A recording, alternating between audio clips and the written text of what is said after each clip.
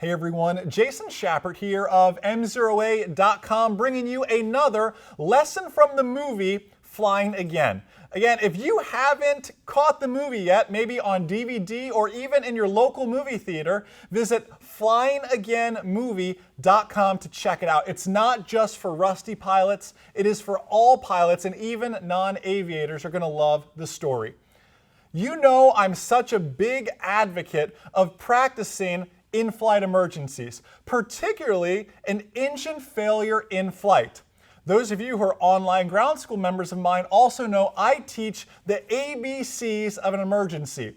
Well, when I was flying with a rusty pilot you all probably know and love, Ariel Tweedo from Flying Wild, Alaska, she wasn't quite up to date on the ABCs of an emergency. Let's go ahead and watch that clip. I've got some really bad news. Oh man. Your engine just quit. Where are we going? What are we going to do? My engine quit. My checklist?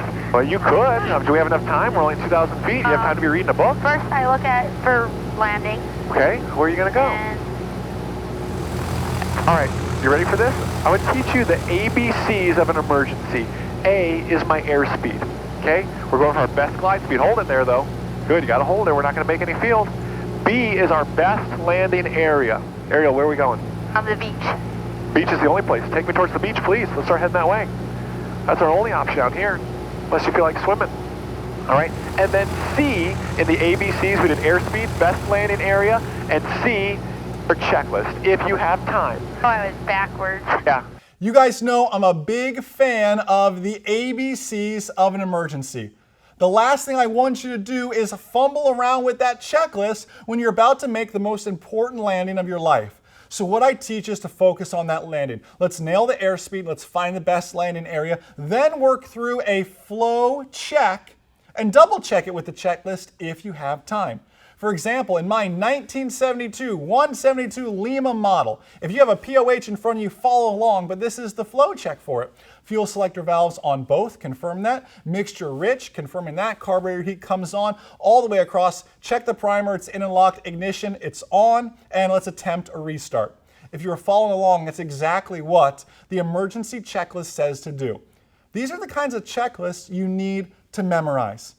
Because when the engine quits, time is not exactly on your side for that. You need to take as much action as possible to try to get that airplane flying again, attempt that restart, and most importantly, then communicate your emergency. That's why I teach the ABCs of an emergency.